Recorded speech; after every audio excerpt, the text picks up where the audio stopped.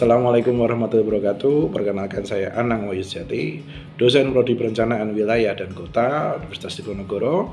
Saat ini saya juga diberi amanah sebagai Ketua Laboratorium Geomatika dan Perencanaan untuk mengemban tugas mengembangkan metode dan teknologi pemetaan dan pemodelan spasial untuk perencanaan wilayah dan kota. Era Industri 4.0 memaksa kita untuk dapat meningkatkan kualitas pembelajaran dan penelitian, terutama dalam bidang penguasaan teknologi yang berbasis IoT dan Artificial Intelligence. Hal ini penting terutama untuk menunjang konsep perencanaan kota cerdas yang membutuhkan inovasi dalam praktek perencanaannya. Dengan melihat kebutuhan itu, maka pengembangan terus saya lakukan, terutama pengembangan mengenai analisis spasial. Dengan keahlian tersebut, saya berhasil menyelesaikan pendidikan doktor di tahun 2019 dengan tema pengembangan komputasi evolusioner untuk menunjang dinamika perkotaan pada program Doktor Ilmu Arsitektur Perkotaan Universitas Diponegoro. Dengan berbekal kekuatan tersebut, saya membuat sebuah pengembangan lebih lanjut mengenai riset dan inovasi saya, terutama dalam hal pembelajaran, yaitu memasukkan hasil-hasil riset saya ke dalam media-media pembelajaran yang saya manfaatkan untuk mahasiswa. Hasil-hasil riset saya mengenai pemodelan spasial seperti cloud computing berbasis WebGIS, kemudian tata ruang digital, dan juga beberapa hal yang terkait dengan pemodelan spasial berhasil masuk ke jurnal bereputasi tinggi seperti Sustainability in Society, itu Scopus Q1. Kemudian ada Applied Geography, Scopus Q1 juga, dan juga Journal Urban Analysis yang pada tahun 2020 Scopus Q1, namun di tahun 2021 SJR-nya turun sehingga jadi Q2 gitu. Dengan berbekal kekuatan tersebut, maka saya memperkaya bahan ajar saya dengan beberapa metode yang saya terapkan tadi, hasil dari riset dan juga hasil dari beberapa langkah-langkah praktis yang pernah saya lakukan. Misal untuk penguatan bahan ajar, saya membuat beberapa hal. Pertama, masalah open data. Open data ini saya benar-benar manfaatkan untuk bagaimana kita menggunakan buku ini dengan baik untuk mencari referensi ilmiah.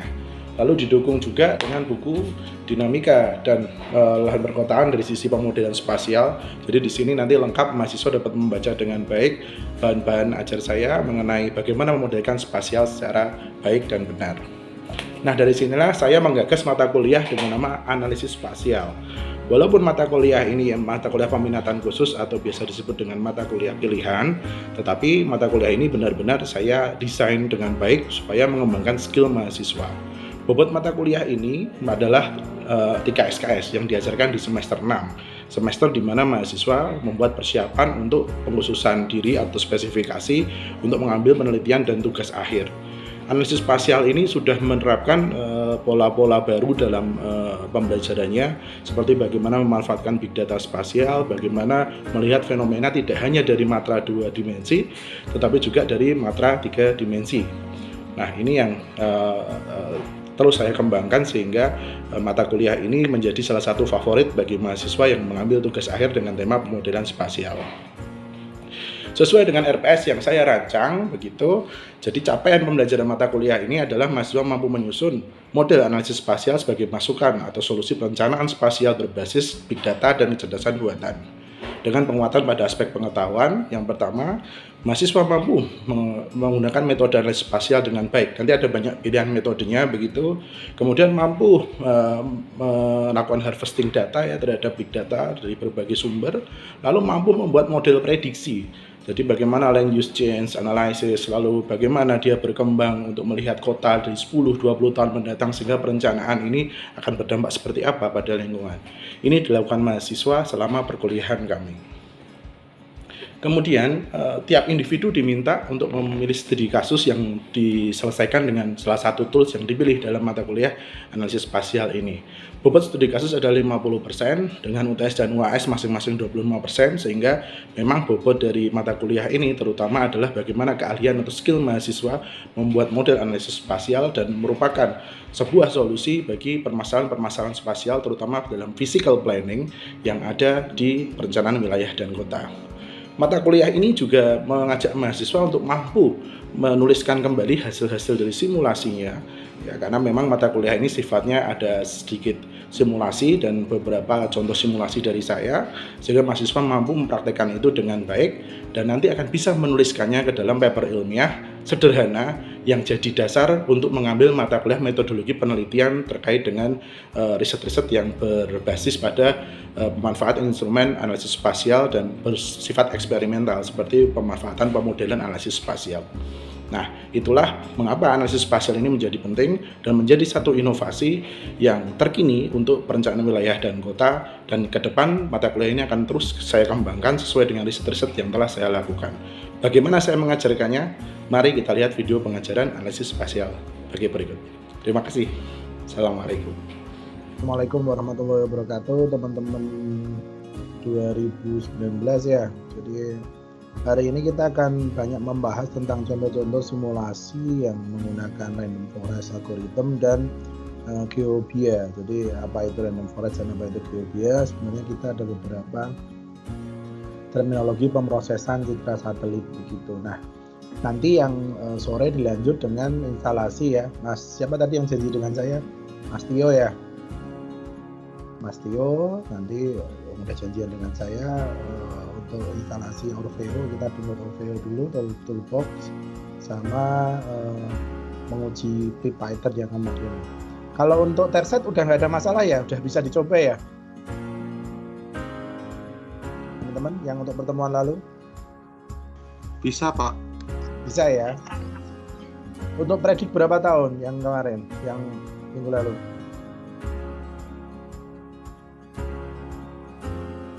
Halo?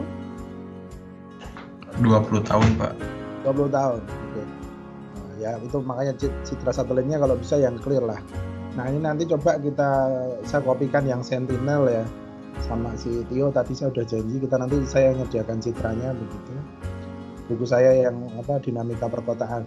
Itu untuk teman-teman dulu ya, karena ISBN-nya belum keluar, jadi sebaiknya disimpan dulu teman-teman, jangan disebar ke yang lain dulu. Nanti kalau ISBN-nya udah keluar baru disebar ke yang lain nggak apa-apa. Atau nanti saya beri versi finalnya nggak apa-apa gitu ya. Jadi gratis buat kalian, tenang aja. Nah itu.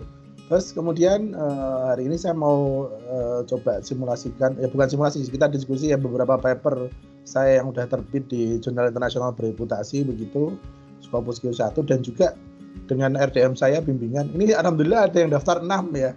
Wah ini nanti seleksinya kita awal April kita seleksi gitu, insya Allah untuk RDM saya ya.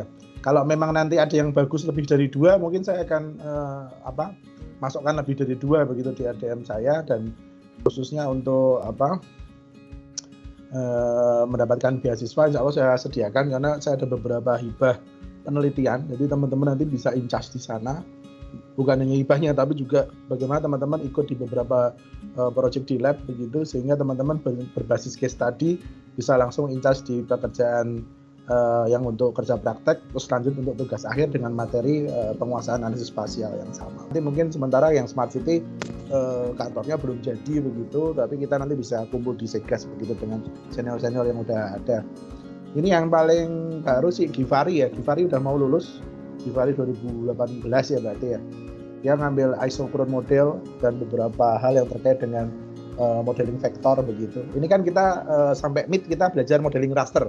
Nanti setelah mid kita belajar modeling vektor. Nah ini nanti kita akan banyak diskusi di sana gitu. Judul-judul risetnya yang berkembang dari MKP analisis spasial ini lebih ke mengutamakan aspek PWK-nya dulu, baru menonjolkan aspek teknis analisis spasialnya, sehingga teman-teman di sana lebih mengeksplor bagaimana ini bermanfaat untuk perencanaan wilayah dan kotanya dulu, karena Anda sarjananya adalah PWK begitu ya. Nah, di sini analisis multikultural spasial berperan begitu, melibatkan lebih dari 2 variabel spasial ya. Dalam hal ini memang misalnya kalau kita melihat beberapa teknik yang digunakan, ini memang analisis multikriteria ini banyak, dan teman-teman biasanya menggunakan superimpose ya, atau bisa disebut dengan overlay. Nah, pada saat menggunakan teknik-teknik seperti itu, teman-teman pasti akan mengelompokkan dulu bagaimana nilai dari atau harkat dari masing-masing variabel, kan gitu ya. Sudah sering belajar superimpose dari semester 1 ya dengan saya juga di teknologi informasi ya. Nah, itu teman-teman nanti akan menerjemahkan itu begitu. Kali ini kita coba analisis spasio-temporal dengan beberapa teknik ya. Nah, spasio-temporal ini memang kayaknya namanya keren, spasio-temporal. Ya sebenarnya series dari peta gitu aja, series dari data citra begitu, itu bisa. Namun itu harus diterjemahkan dulu ke dalam bentuk klasifikasi ya. Kemarin teman-teman sudah mencoba begitu. Nah, di sini ada beberapa hal sebelum multi kriteria itu diterapkan ya, perlu adanya pengolahan citra yang benar begitu. Seperti kemarin misalnya, ketika kemarin simulasi siapa ya? Leo ya atau Tio atau Amar ya? Amar kayaknya ya. Halo? Yang minggu kemarin Amar, Pak. Amar ya. Nah, kemarin Amar sudah mensimulasikan itu dengan baik ya. Tetapi kalau kita lihat ketika dia convert itu menjadi bentuk yang lain, koreksi geometrik belum dilakukan. Jadi masih di 49N. Padahal kalau kita lihat untuk posisi Indonesia, terutama Jawa dan Jawa Tengah atau Jawa, itu ada di Jawa Tengah terutama ya, itu ada di 49 S, Pak. S ya. S, Pak. Karena kita di sebelah selatan Katulistiwa begitu. Sehingga itu kita south, sebelah selatannya Katulistiwa. Nah, hal-hal seperti itu kelihatannya sepele, teman-teman ya. Tapi ketika itu nanti dibuat analisis untuk mengukur luas dan lain-lain, itu pasti nanti ada perbedaan walaupun tipis perbedaannya. Nah, ini yang teman-teman perlu tata pengelolaan citra yang benar dulu begitu, yang seperti disampaikan pada pertemuan sebelumnya. Ini paling sering kita memang beberapa, karena memang Undip ini kan salah satu core risetnya adalah pesisir ya, coastal begitu, sehingga teman-teman di sini kalau misalnya mau lebih detail, lebih bagaimana teman-teman bisa mendetailkan riset tentang pesisir itu bisa, dan itu memang di range risetnya Undip itu memang kita salah satunya ada bagaimana coastal planning begitu, merencanakan pesisir itu supaya jadi bagus gitu. Nah, di sini saya pakai Sentinel ya. Ini Sentinelnya tahun 2020 ya. Sentinel 2A begitu. Teman-teman udah pernah pakai Sentinel? Pernah, Pak. Nah, jadi udah pernah di mata kuliah apa? SIG kalau tidak salah, Pak. SIG ya. Oh, oke. Dan dari ini proses yang biasa dilalui ya teman-teman, kalau bisa jangan melewatkan satupun gitu prosesnya ya. Kalau yang ikut MPP ini kan berarti sudah ikut SIG ya, sudah ikut TI dengan saya, sudah ikut SIG begitu, paling nggak tahu tahap ini begitu. Yang pertama geometric correction itu harus ya, jadi citra sekarang tuh lebih enak karena Landsat yang sekarang sudah termoto ya, termoto itu dalam artian kita sudah download itu formatnya sudah, packagingnya sudah bagus begitu, dan ketika kita unduh kita tinggal ubah format geometriknya menjadi 49S begitu. Tapi kalau yang tahun 70-an teman-teman ya perlu ya walaupun sama sudah bisa langsung di-convert begitu, tapi perlu koreksi-koreksi yang lain karena mereka beberapa seperti koreksi spektralnya dan lain itu perlu dilakukan begitu untuk yang tahun 70, 80, 90. Kalau yang 2000-an ke sini sudah lumayan bagus ya. Walaupun Landsat itu tahun 2007 sempat ada masalah ya, yang Landsat 7 TM ya, ETM sorry, Enhanced Thematic Mapper itu dia ada masalah begitu, sehingga Landsat 8 keluar di tahun 2010 awal ya begitu. Dan Sentinel ini bagus, cuman Sentinel ini pilihannya terbatas ya teman-teman ya, sehingga kalau misal tuh di kita mulai tahun 2010 nih, 10 tahun ke belakang itu nggak ada datanya karena Sentinel ini baru launching tahun 2014 gitu. Jadi kalau mau lulusnya mundur gitu hanya untuk nunggu Sentinel 10 tahun ya jangan, konyol. Jadi wah lu kok nggak diselesain tanya gitu. Aduh Pak, saya menunggu Sentinelnya 10 tahun dulu, jadi 2024 aja deh Pak, pas Pilpres gitu. Kalau untuk Sentinel saya lebih suka true color ya, jadi kita benar-benar pakai band RGB, red, green, dan blue-nya, itu benar-benar kita pakai yang 2, 3, dan 4, benar-benar warna aslinya, warna di kanal aslinya begitu, sehingga sebelum kita melakukan analisis yang lain, saya lebih suka kalau di Sentinel pakai true color, karena penajaman di sana nggak begitu jauh berbeda. Dan Sentinel ini resolusinya 10 meter ya teman-teman ya, 10 meter, sehingga kalau kita lihat kalau kita dulu ada yang namanya Ikonos ya sebelum satelitnya itu rusak begitu. Nah ini sudah masuk ke kategori kita satelit resolusi tinggi sebenarnya untuk Sentinel ya. Jadi sudah bukan multispektral lagi, dia multispektral tapi yang tinggi begitu. Nah, berbeda dengan Landsat yang dia masih levelnya menengah begitu ya. Karena masih 30 meter kali 30 meter resolusi. Nah, nanti kompositnya apa harus 334? Enggak, ya kemarin kan sudah banyak pilihan ya. Sama seperti dengan Landsat, ketika kita melakukan komposit, kita harus tahu tadi ruang-ruang kanalnya tadi. Nah, kemarin ada perbandingannya juga, ukuran panjang gelombangnya bagaimana begitu ya. Nah, setelah band komposit baru kita lakukan image cropping ya. Selanjutnya seperti biasa kita lakukan training set data ya untuk apa? Sebenarnya itu konsepnya seperti artificial intelligence, tetapi lebih ke beberapa algoritma saja. Kalau AI kan banyak algoritma begitu. Nah, baru kita pilih algoritma random forest, lalu kita kelaskan menjadi 8 kelas kalau yang khusus kasus ini ya. Nah, kenapa bisa 8 kelas? Karena kalau dari Sentinel itu bisa ketahuan mana yang RTH, mana yang dia industri itu bisa ketahuan. Beda dengan Landsat ya. Nah, baru kita buat line convergence-nya 2015 sampai 2019 begitu. Nah, kemudian kita lihat blue carbon storage-nya. Nah, tahap yang kedua ini blue carbon storage ini memang perhitungan khusus. Jadi kita tidak melulu membahas bagaimana kita mengolah citranya, tapi setelah citra itu diolah dia bisa untuk apa sih? Di PWK itu dia bisa untuk apa? Atau kalau teman-teman fokus ke bagaimana environmental management-nya, nggak apa-apa. Itu bisa untuk apa sih sebenarnya citra itu? Apakah setelah diolah selesai? Setelah tahu perubahan selesai? Enggak. Jadi sebenarnya untuk apa sih di PWK ini kita harus memanfaatkan gas satelit. Nah, khusus untuk kasus yang ini kita gunakan untuk menghitung blue carbon storage ya. Dan ini sudah terbit di Applied Geography di Elsevier U1 juga. Jadi bisa jadikan teman-teman juga. Ini seperti saya ya tahun 2020 gitu.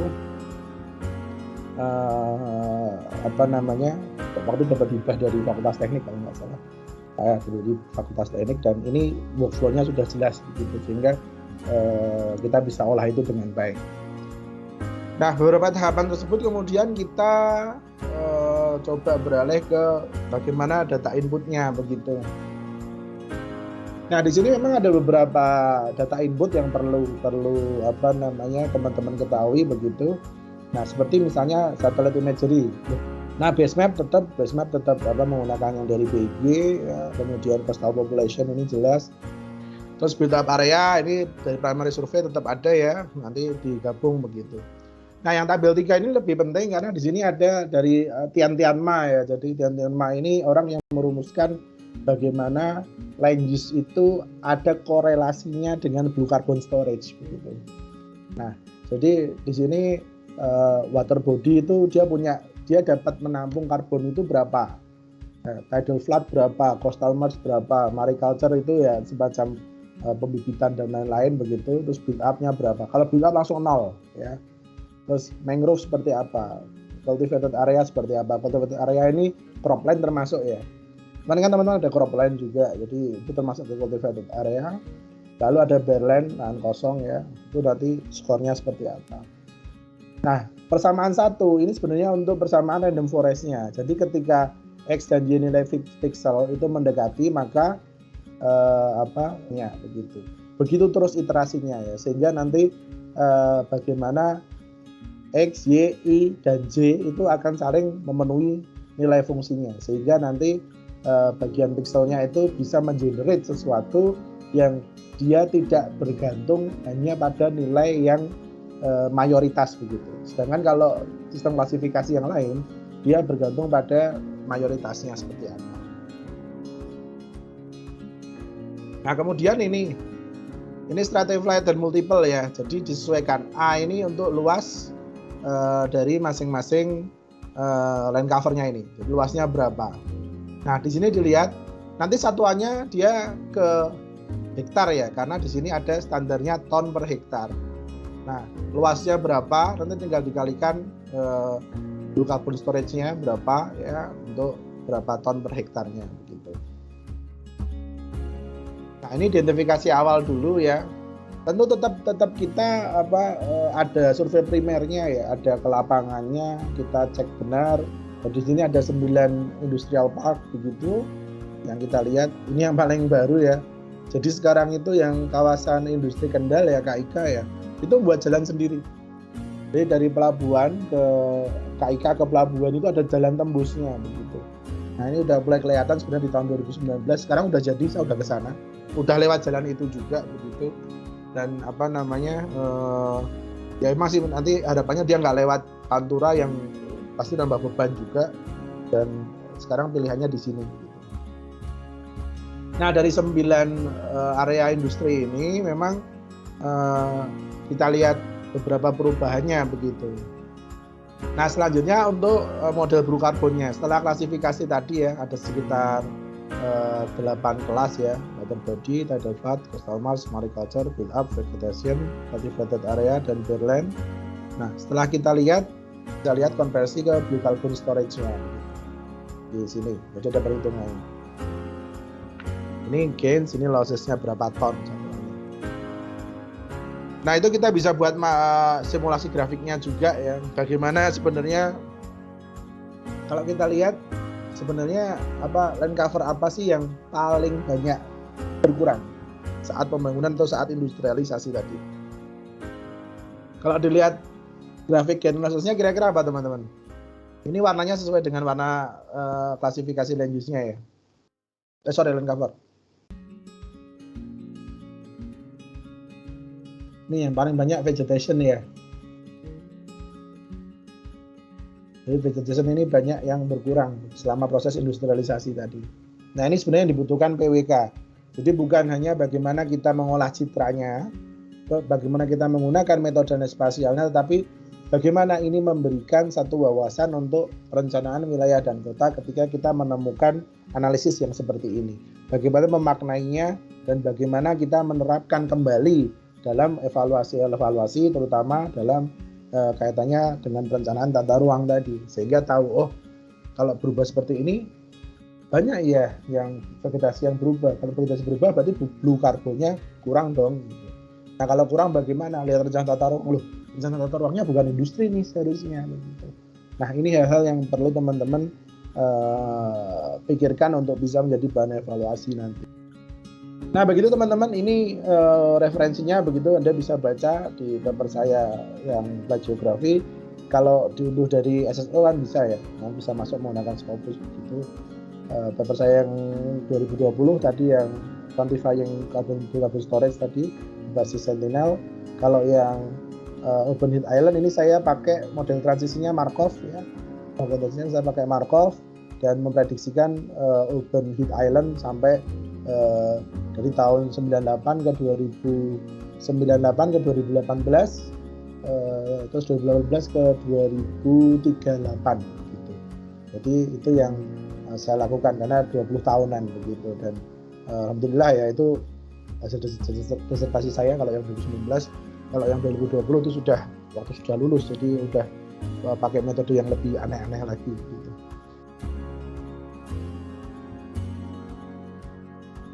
Kira-kira itu, silakan kalau ada pertanyaan. Monggo. Ya, Leo silakan. Ya, izin bertanya Pak. Untuk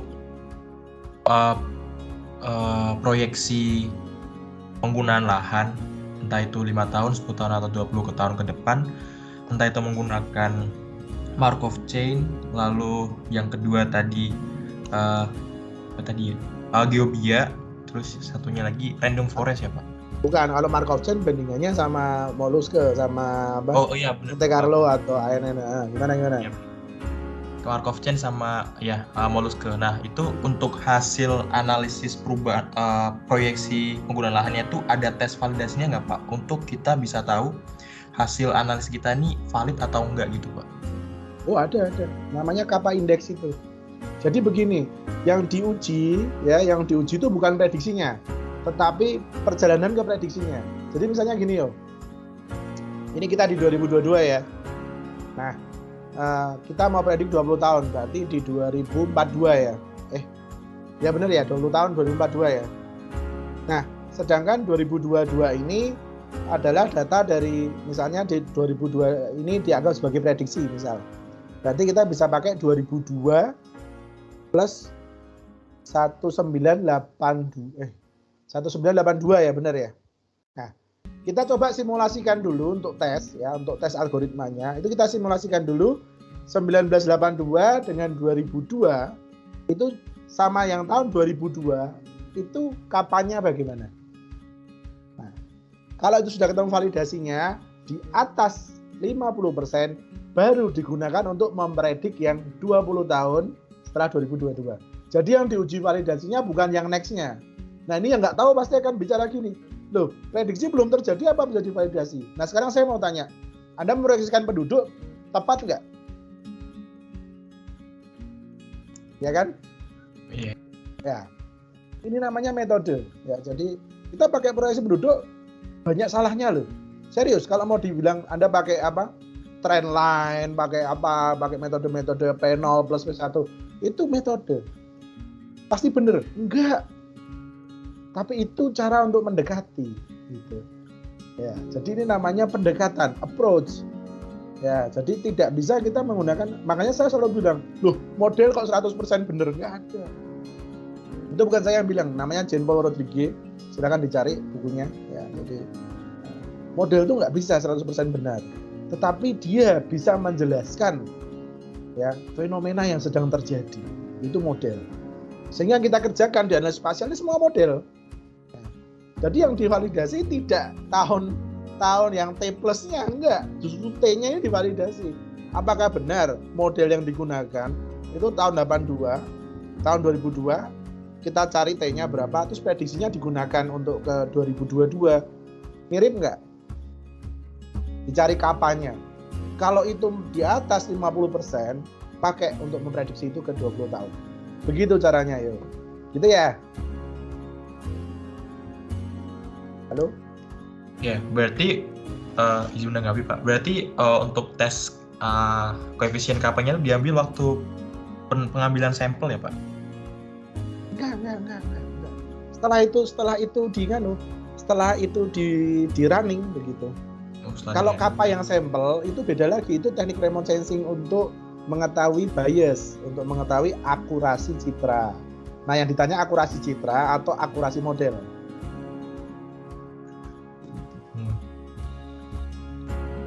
Baik, itu kemudian sekali lagi saya menyampaikan selamat menunaikan ibadah puasa Ramadan ya, mulai hari besok ya. Semoga sehat semua, bisa menjalani sampai akhir dan teman-teman bisa beribadah dengan maksimal, terutama yang muslim, namun tetap bisa belajar untuk ITS begitu.